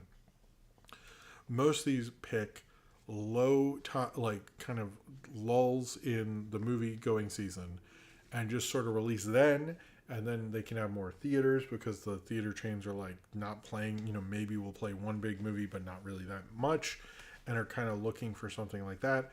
So that's basically what Am I a Racist did. That's what Reagan, which came in right after it, did. That's what is Killer's Game is not. That's what The Forge did, and that's what God's Not Dead and God We Trusted. I think if any of these movies had been smart, they would not have released all at the same time. That's like kind of stupid. But they did, and whatever. So none of them are really truly breaking out. Am I a Racist got the fight, and because that's like Matt Walsh and his thing, but like had they not all gone at the same time, they probably would have done better. So it's not the smartest. But like Sound of Freedom, I've not seen that film. I guess at some point I will. If I would like to keep doing those tier list videos if I ever get the second one done. But that one you have to fuck with at a certain point because it made the highest grossing films of the year. It broke out during the summer. It's an actual like conservative box office success. These are not really the same thing. These are basically like, I get like you're just playing good business in a certain degree. But they're not the same as like, look at me, you can't deny me, basically. The only one that's really done that is like Sound of Freedom and Passion of the Christ. And that's because you had actual movie people. These are like, they can't make it any other way if it's not when things are kind of at a lull. But like the fact that you can't do better than, Deadpool and Wolverine in how many weeks is this? 8? You're not a real big success there. So, the fact that none of them could do better than Deadpool and Wolverine in its 8th week is not like a huge sign that you're blowing up the box office there. So as much as you probably hear, the tides are turning, like, I don't know, it's like, are the tides turning in like the September box office? I don't know, dude. Like if they were smart, they would have put all their, I know it's different companies, but if they were smarter, they would have just done one, but they didn't. The Killer's Game, which was a bomb for Lionsgate. This is their umpteenth bomb in a row. Again, they'll make $1 billion with the Michael Jackson movie. Will the Michael Jackson movie be good? Probably not, but it'll be a huge hit. And I plan to review Moonwalker around that time. I hope I get to. Alien Romulus has crossed over $100 million in America and is at 300. It's made 229 worldwide. Oh, this is one thing I wanted to talk about. Beetlejuice has made so much more in America than any other country, and people are kind of surprised by this. It's similar to what happened with Twisters. I think I talked about that before, how Twisters didn't really break out anywhere that isn't America.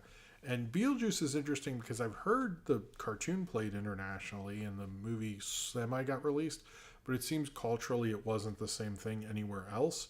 So, yeah, this is mainly an American thing. It's like, I think of its gross, it says 70 on Box Office Mojo, it says 71.9% is from America and only 76 million is international, which is not great for a movie of that size.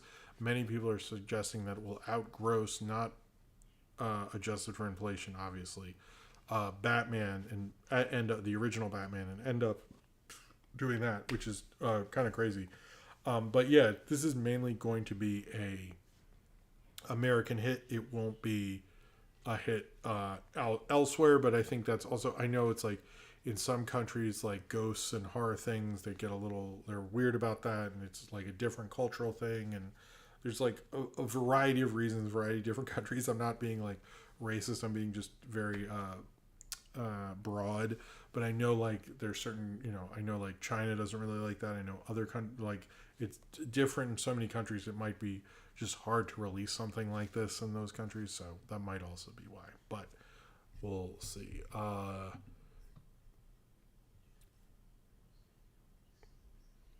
That's true. Cornbread is right about Halloween. I'm not ignoring his name powers. I'm about to get there, but Halloween has started to break out more in England and other countries, and it's mainly because of American media. But yeah, you are correct. It is not big outside of there. Zane Powers says, "What would happen if the MJ Michael Jackson did bomb though?" I don't think it will because people are so praising of him. I don't know. I was thinking today I would like to do more of those, like how I would reboot something, and I do have ideas on how to make a Michael Jackson movie. But one of my things is like, I don't think people really like anything that's not produced by Quincy Jones. I think there's like only a little bit, and I don't think you want to admit it. But it's like without Quincy, he's good, but he's not. Like, I think Michael Jackson is very talented, but it's like kind of the three Quincy albums are sort of the deal. Like, let's be real here. And I think it should just, if it was me, it would just be about that. But, no, I wouldn't be surprised if it didn't do as well because if it's like a glowing film about him, but I do think, like, internationally, I've heard from a long time that the child molestation stuff, like, never really hurt his career internationally. It's only here. So what we could see is like, let's say this only makes 200 here, makes 800 elsewhere, which a lot of box office people have suggested. So we haven't seen a trailer. I mean, they really have to nail it, but I don't know. I don't know. Anyway, cheers to you, St. Paris. Thank you very much. It Ends With Us continues to do well. That is now going on about since it costs only $25 million, it is continuing to be the most considered the most profitable movie of the year, which is fucking crazy. Oh man, you know what's crazy about that Sonic 3 thing? I've heard so many people, and if anyone's watching this thing, I'm talking about you. I'm like, yes, but so many people recently have told me he worked on all the Sonic music. Like, what is up with that? I've noticed that a lot lately. Like, it was only Sonic 3. Whatever. Anyway, let's see. The movie The Critic, which I think we talked about a long time ago, finally came out at 200,000. My Old Ass came out. How to Make Millions Before Grandma Dies. I don't even know what that is. Wait, what is that? What is that one? A man quits work to care for a dying grandmother motivated by her fortune. He schemes to win her favor before she passes. It looks like, I don't know what country that, I couldn't really see. Basquiat, the black and white version, got a re-release. Only made 11,000. And what's at the bottom of the Army of Shadows, the old pretty big foreign film. The Paragon, the victim of. Whoa, Gary, maybe if Gary's still here. Okay, this is the bottom of the box office. It made, hold on, $75. It's called The Paragon. This is an interesting one. The victim of a hit and run learns how to be psychic so he can find the car that hit him and take revenge on the driver. I am into this. I need to watch a trailer. I would do a live thing, but I don't want to get copyrighted. But that, you know what? I'm glad and it's only 125 minutes. Holy shit, you're speaking my language, movie. I watched that Patrick Williams things on planes, and he talked about this one movie. He goes, "It's only 72 minutes." I'm like, that is like, you know, that Vince McMahon thing, the meme where he goes like, "Oh, oh," and then his eyes are glowing. Like that's me. It's like it's black and white. It's from the 50s. It starts so cool. It's 72 minutes. Like I love when movies are like under 90. It's like, oh shit, I could watch two of these. Anyway, sorry. But no, cinema's magic. It's not the movies. Anyway. All right. We should take a break soon. So let me just go through a few things. Batman's getting a star on the Walk of Fame. He's only the certain. I don't know how many fictional characters, but not that many have gotten that. So that's cool. There's a Lawrence of Arabia show. It's supposed to be 3 seasons, taking on the story of Lawrence of Arabia. Look, that is an interesting story, and I sort of get what you're doing there. But also, there's a movie that's really good. It's like one of the greatest movies of all time, and you're not going to do better than that. So, in my mind, make a movie about the conflict, make a movie about that story, have Lawrence of Arabia be a part of it, but you ain't making Lawrence of Arabia, bitch. You're not going to do better than David Lean. Shut the fuck up. Like, stop doing that. We learned that there was going to be a Ben 10 live action movie, but the rights sort of went away, which is a thing that happens more than you think, that people just don't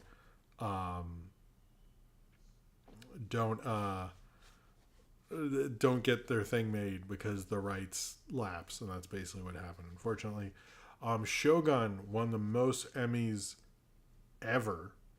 I think that's pretty insane. Apparently it had tied the record before the main show and then broke the record. I think the record was like 14 and they ended up with 18 in the end. First Asian actor to win Best Actor, or no, first Japanese born actor to win Best Actor in a Drama, and she was the first Asian woman to win, and there's a lot of big firsts. The Bear didn't win Best Comedy, which was unexpected, as well as a bunch of big stuff. My thing with the Emmys, thank you, Rams the Artist. I will get you in a second. I'm sorry. My thing with the Emmys, and I don't take it as seriously other than that one animation category, which we talked about previously, is that like when I was a kid and getting into stuff, they would like really never nominate anything I was into. So I really never ended up getting on that wavelength to care. I also think my problem with the Emmys is that I know the Oscars, we talk about campaigns and all this stuff, but they do they do pick unexpected things and get people to watch different things. And my issue with the Emmys is, as much as they have all these categories, it feels like the same 8 shows I'm hearing about all year. And like I don't know. That's my cynicism is like I feel like I've either seen them all or have a grasp them all. I haven't seen Shogun. My wife and I have been talking about it, but I just don't think they get people to watch anything new. I think they're just like, hey, opinion is valid. I don't know. I feel the same way about the Grammys. I feel like they could be doing a lot more to get people into new stuff, and I feel like whether, you know, the Oscars are right or not, like I think people saw Nomadland or Everything Everywhere or like something different or something we wouldn't normally see because of the Oscars. I just do not see that from other major award show bodies, to be quite honest with you. Not that I think the Oscars are good. That's the only thing I like the Oscars for.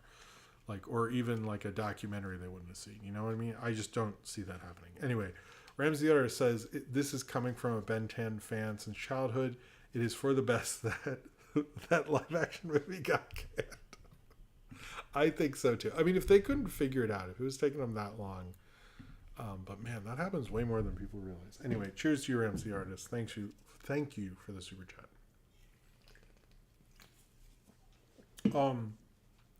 And this was one that I really looked up and I couldn't find, and then we'll do an obit and then we'll take a break. Arlene Klasky is retiring, and she's going to be putting her son is going to be taking over Klasky Shupo. I was a little confused because I could not find, because Arlene Klasky and Gabar Shupo, I think, were married, and divorced over the. If you watch the Saber Sparks video about Rugrats, I helped work on and researched. Oh, Cinram, how's it going? Yeah, you did. I'm sorry, man. Here, I'll do an extra story for you that I almost didn't do. I'll do two stories for Cinram. Um, it apparently was still around. But I am curious. Is it her? Is it the Class B Shupo child, or is it like I don't know what happened to her after that divorce? But if you want to learn about what happened to that couple during the production of Rugrats, it's interesting. But I did do a lot of work on that. That was one of my. I'm proud of that video. But yeah, I am curious if that's who the kid was. I couldn't find out, but I'm really curious what this kid will do with the studio, or if it'll just be like, they just collect checks on IP, which I sort of suspect is what is going to do that. All right, so two things we're gonna do, and I sort of have to pee and all that stuff. But Sinram, I have not read your message, and it's like bugging me. I'm sorry, it's been like not the greatest time period for me. So, but I will get. I'm sorry. See, I do actually want to read it. It's not anyway. I'm gonna do it tomorrow. Fuck this. Anyway, there's going to be a Joan of Arc movie from Baz Luhrmann. Before you roll your eyes at this, I wanna preface that I do actually think this could be good because if he does it right. I didn't like how he did Elvis. I haven't think I've liked a movie from his since Moulin Rouge, but I think what he did with Romeo and Juliet, which when we were studying in school, they would play that one over the other ones because that was like almost the exact text, and he was very good at doing that. I didn't like how he did Gatsby or anything, but I think if like he could really tell the story of Joan of Arc and like bring that story back and stuff and make it matter to kids nowadays, I think that could be really cool. Part of me is like, I don't know, I think that could work. I'm not like against that, to be totally honest with you. I think that could be really cool if he gets it right. And now my extra story I almost got was that Francis Ford Coppola is actually suing Variety because of the story they posted about him kissing women and stuff. Supposedly the woman in the video was sort of not really that upset. And he's sort of trying to literally fight the bad press about himself. I think I'm sort of like kudos to him for actually suing a trade, which is ballsy. But I also think it's like Coppola is always been this kind of weird filmmaker. I've noticed that people love him for The Godfather and Apocalypse Now and even Dracula, which is one of like it's sort of a weird movie that people like of his. But I think he I think they should like embrace him a little bit more, because to me it's like this sounds like a unique weird movie. I'm down for a unique weird movie. It's just that most of the movie press are people who like very literal movie. I was gonna come up with an example like Spotlight. That's like their big movie, like Spotlight, like something like that. And like anyone who's sort of like a weirdo kind of filmmaker like Coppola, they're gonna shit on. And I have noticed there does seem to be a pointed campaign against him. Obviously, he did act inappropriately and stuff like that. But I've never seen someone who's gonna literally sue the trades before to fight that. But I guess Coppola has the money to. I thought it was a pretty wild to do that. But, I do think maybe they could be a little more respectful. I understand, like, the anti-pro and whatever auteur theory. But at the same time, I think, like, they've come on a little harsh towards him. I am excited for Megalopolis. I don't know when I'm going to get to see it, and I hope I do get to see it. But it's interesting. He is literally suing Variety. That is ballsy. All right, for the obituaries, I have one obituary. That is Tito. I love Mr. Sunday movies. That's great. Who doesn't want to see a big swing from a lunatic? Fuck yeah, man. I've been watching a lot of those old ones. Those are fun. All right. So Tito Jackson died this past week. He was part of the Jackson 5.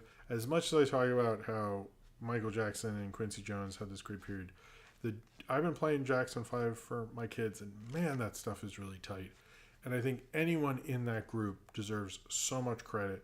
So much of what I'm gonna say this about the whole boy band thing, and everyone has like their fucking stupid ass theories on how boy bands start, but essentially, the direct descendants is all the boy bands are sort of like from New Edition, and I think New Edition is not the same as Jackson 5. Jackson 5 played instruments and this whole performing thing, but I do think like what New Edition came from is Jackson 5. They're always sort of anyway.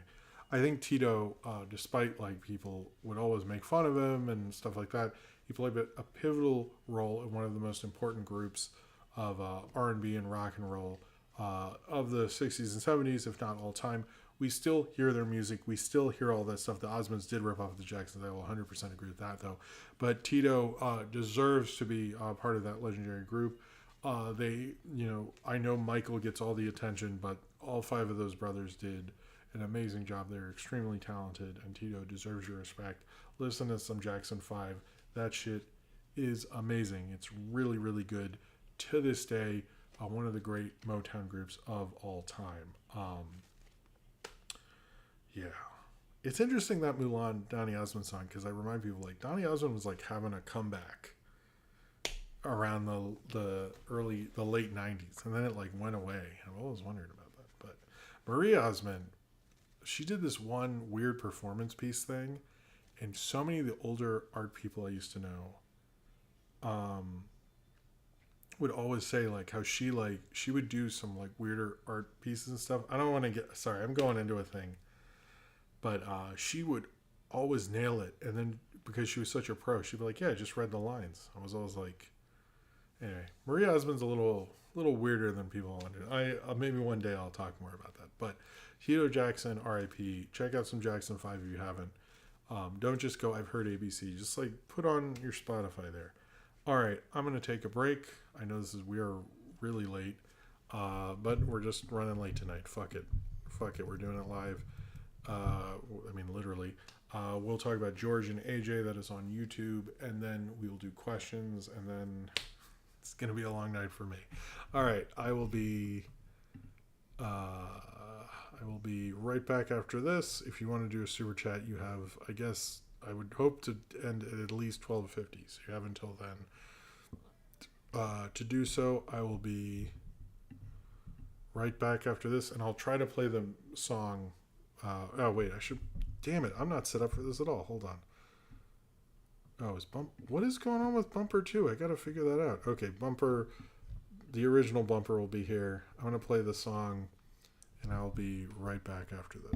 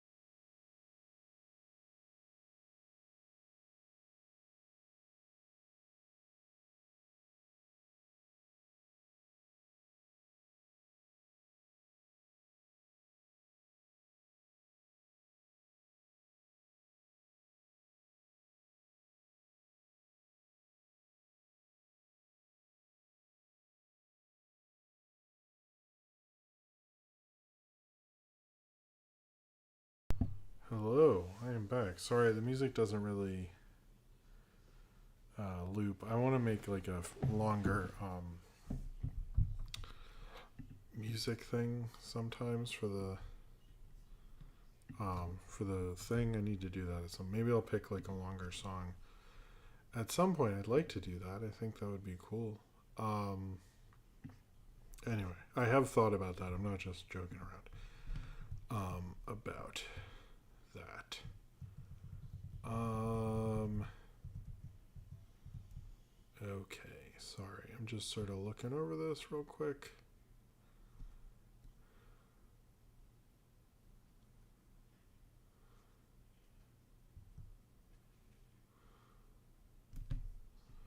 All right, so I hope everyone's having a good night.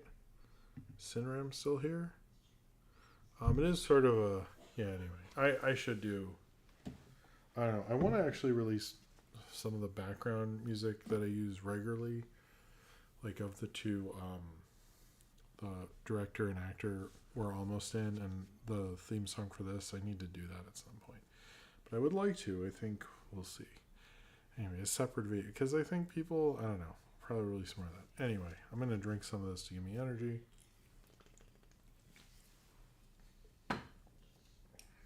I like how there's a little the toxic waste guy is this like bomb thing. That's cool. Oh, this is 18 plus. Oh, I'm glad I am one of those. All right. Let's talk about George and AJ. Now, the reason I'm reviewing this, really, that's sort of random, Jim, is Josh Cooley, who's directed Transformers 1. It is his sort of first directed Pixar project. As we talked about his Riley's First Date earlier.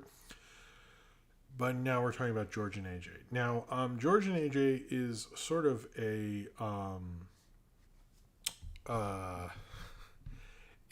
sort of midquel, I guess. It takes place of the two nurses who are supposed to get Carl Fredricksen out of his house, and then they see the house fly up in the sky and all this stuff.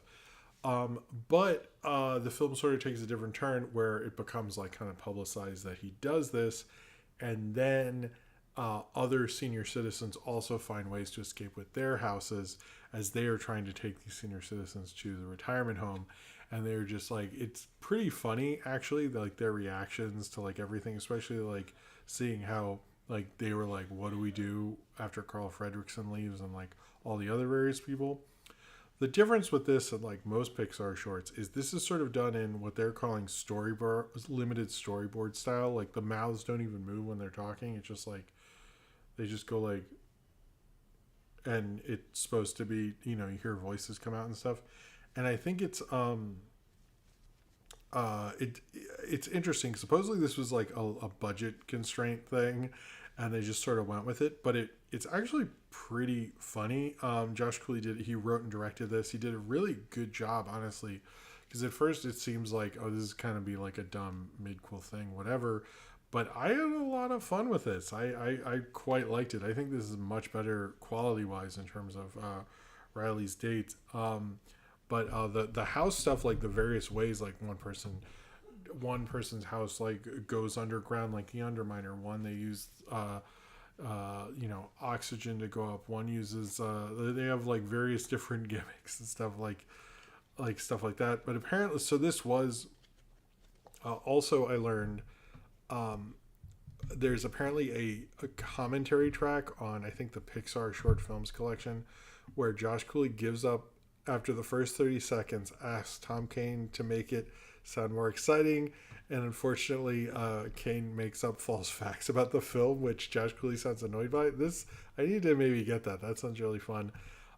This is, I would say, a really fun short, and it's fun that it like had so much fun with the whole idea of Up. And I also like that like it shows how someone, I think sometimes you can really see a filmmaker based on them working with like limited means and getting it to work. And this is like for a Pixar director who, we saw what he did with Toy Story 4, we saw what he did with Riley's First Date, but like for him to like, let's see what he can do with like way less money and like not even have lip sync and stuff. And it's still like really, like I was laughing, like I had a fun time with this. I'm not trying, like I could just say this sucked and stuff, but it really didn't.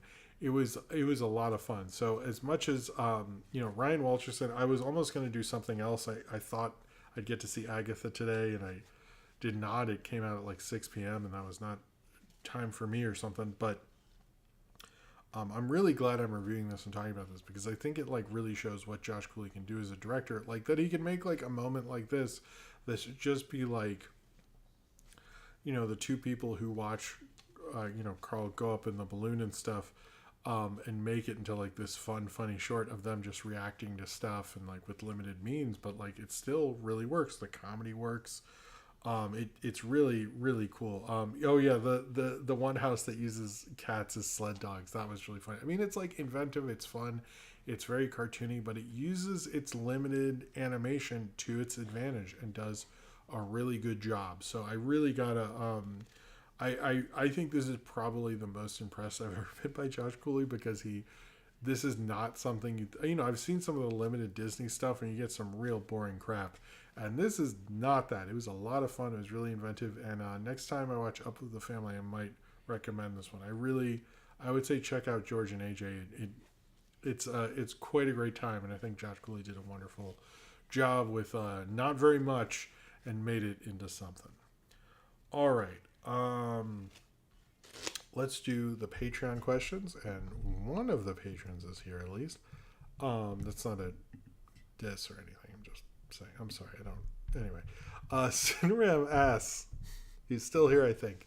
Asks, the Mickey 17 trailer is a blast, though it seems to borrow the premise of Moon. I believe you complained in the past about the January release. Now that we've gotten a more specific idea about the movie's concept and tone, do you still feel the same way? If so, what kind of release would you prefer? I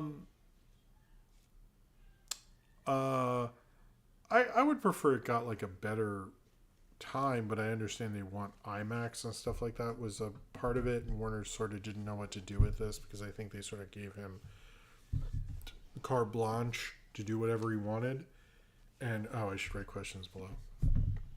Questions below. If anyone has any super chats, we're getting towards the end. Sorry to be asking and all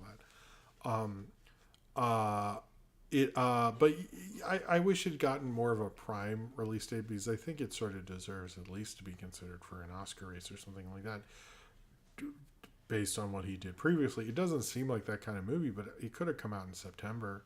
Like, are we worried about the Transformers 1 one? Night Gym. Oh, Austin, how's it going, man? I didn't see you there. Cheers to you, bud. I'm about to read your question. But I think it should have gotten maybe a crappy fall release or something. I just think it should have gotten its own time. But as long as people see it, who cares? But I think January is like, it's going to get forgotten for the next year. Unless it does a qualifying thing, which I haven't heard it will. So cheers to you, Austin.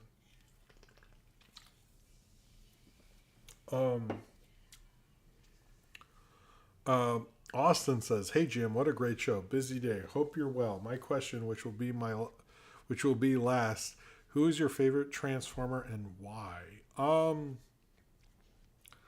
I don't want to say Optimus, but as a kid, it really was Optimus. I used to like the guy with the tapes, Soundwave, even though he's a Decepticon. Now I sort of just like, I don't know. I'm not that exciting as a Transformers fan. I do like it. I used to watch it a lot as a kid, but I don't know. I always just like Optimus. I'm a boring person. All right. Okay, let's.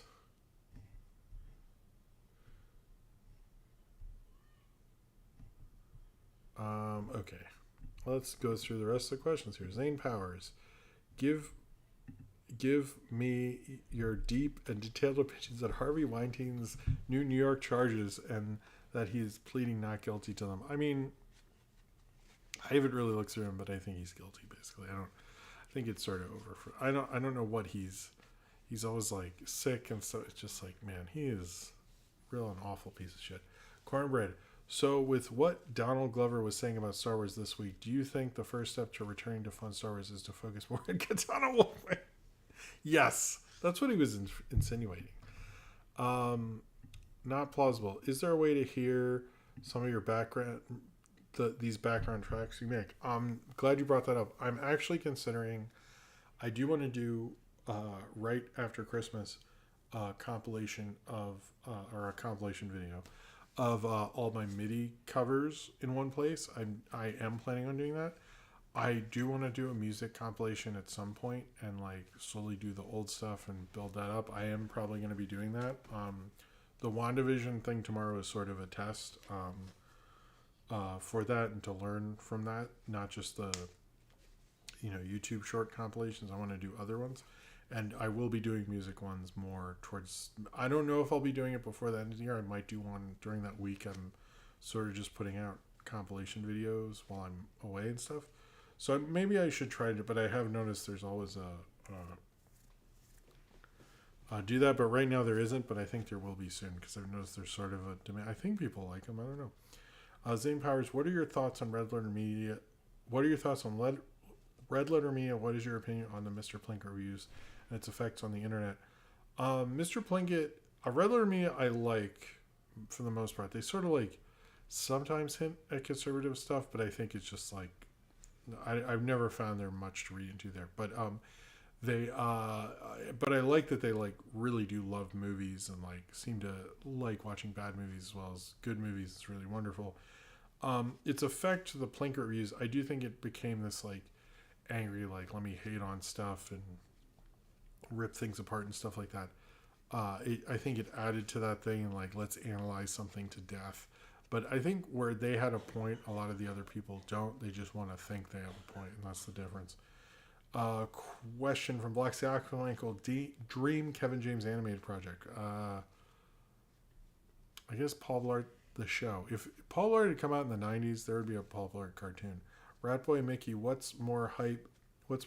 Dogman or Wolfman? I think both. I'm about even. I'm totally honest with you. I'm not trying to be like not answer the question, but I like them both for different reasons. Like they both had good trailers. Like for real, good trailers. Taco Master, will Keanu Reeves finally get his Oscar for Shadow the Hedgehog? No, but I think Keanu's beyond the Oscars. Worst Black Sox worst energy drink you've tried. What was the one? It was like a green bottle. It's like Sizzle or something. Like that one, I could taste it the next day, and not in a good way. That was whew, that I'll never do that one again. Sorry. Zane Powers, do you agree with Doug Walker's top 11 dumbest Sam Raimi's Spider-Man moments? The amount of American flags, 10, all the pointless characters, 9, the hammy extras. No, I don't really. The American flag thing, just because it was right after 9/11. I like the hammy extras. I hate when people say that stuff. It's like, it was kind of like, people dump on Sam Raimi, but I'm always like, I like that about Sam. But like most of the things like the normies don't on Sam Raimi for, I'm like, you're wrong because Sam Raimi rules. Like, same with like, I like a lot of Doctor Strange too, and I notice like people, I don't know, people who say that need to watch some Evil Dead too. I would assume Doug Walker would know better, but Cornbread, since Robert Pattinson is back at it with Mickey 12, I wanted to ask, was he the one in Twilight who played the vampire, or was he the wolf? Why hasn't he played the Katana Wolfman to wolf? No, he was actually he was the Frankenstein. Actually, you should have watched Twilight. If you watch it, you know. Desagnafoga, is the Godzilla '98 soundtrack officially tanked? I'm sorry. I mean, it was never great. I'm gonna be honest with you. The only thing was cool is the Rage song. I guess it is. We gotta throw it out. Ratboy Mickey, if Monster Trucks made a comeback, would you be there day one? Of course. If Monster Trucks, if they make, I'm surprised. I'm always disappointed we never got like direct-to-video sequels. I thought like I'm gonna be here all day, like forever, talking about Monster Trucks, and they never did. Like, what the fuck, Paramount, make some streaming things. Question: a short video about your music process inspirations would be interesting. I wouldn't need to, because most of it is like me fucking around, and I don't know if that would be, or like me just like, I don't know, I'm gonna see where this goes and stuff. I'm not a trained musician in any sense of the word. So I don't know if it would be cool, but maybe I don't know. That's gives me an idea. Thank you for the suggestion, Pup. But it is sort of me. I'm a little like John Carpenter in that I'm sort of just messing around and stuff. So not as good as John Carpenter. I'm just saying. Anyway, Zane Powers questioned the special effects in Spider-Man. Oh, I hate when people say that. Venom barely being in Spider-Man 3. You want more of that? The obnoxious Mary Jane romance? What the fuck? Don Ox robot seems sentiment.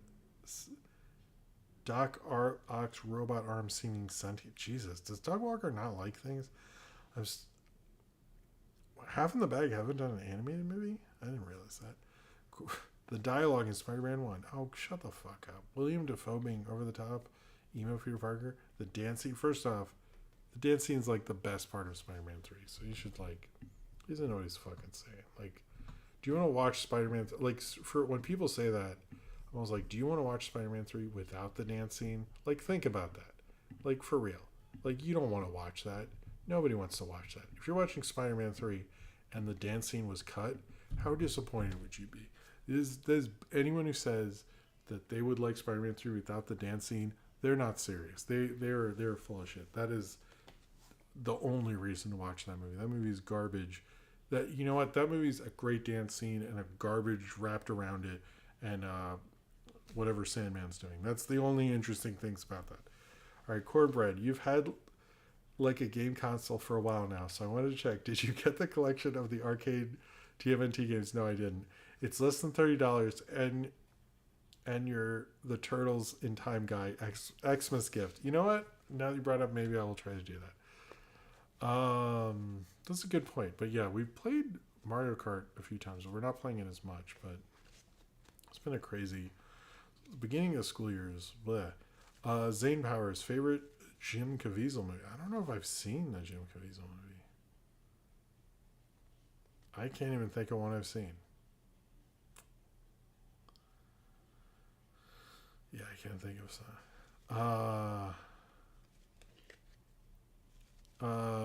I agree with Patrick H. Holmes on that. I see him around, but I'm sure he doesn't know who I am. Zane Powers, should they have killed Duke in the G.I. Joe animated movie? Fuck yeah, they should have. Fuck yeah. Which energy drink you've gotten gave you the most energy? The Rock one, I'm not joking. I know I joke about the Rock and stuff. That one was like the best one, and I haven't seen it in a while. They should have just kept Black Adam on it. Come on, he should have stuck to the bit of being a failure. Zane Powers, how does it feel that the only games you can let Sophie play are World War II games, because according to the experts, those are the only games that aren't woke? I mean, the people who are anti-woke would not be on the side of World War II that they think they would be. Nathaniel Foga, or maybe they know that, I don't know. Have you seen every episode of OKKO? I've seen a lot of them, but I tried to watch them with like Sophie and stuff, and then like when someone someone mentioned he referenced 12 Ounce Mouse, I was like, I don't remember that one, so I need to rewatch it.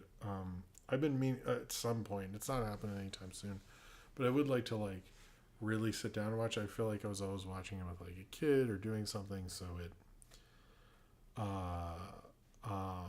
Yeah. Oh, Classic Cameron said super sad. I'm just a background character here. This is my spotlight for the night. Keep the applause to a minimum, folks. Well, thank you for being here. Cheers to you. Okay.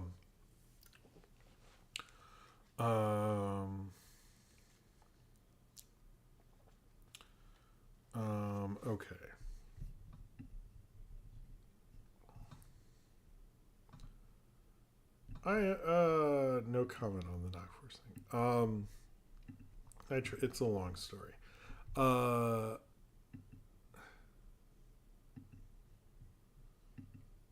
okay. Jay did like stop motion. I did see that. So I feel like I would love to meet those guys. That would be cool one day. I know. Have we done everything? I think we did everything, right? That's all of it? Anyway, thank you. All right. So I think that's it. I think we're done for the night. Oh, you saw Transformers? Hey, that's a good reason not to. Chan talks more movies.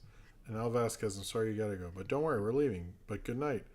All right, so, geez, YouTube. All right. First, I want to thank everyone who gave a super chat during the night. That includes Austin, Bloxy Oxenwinkle, Zane Powers, Taco Master, Chris Jones, Ratboy Mickey, Zane Powers, Ramsey the Artist, and Classic Cameron. Thank you very much for your super chats.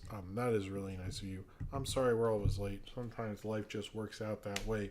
Tomorrow will be the WandaVision thing. It'll be about an hour. Buster shows up in one of it.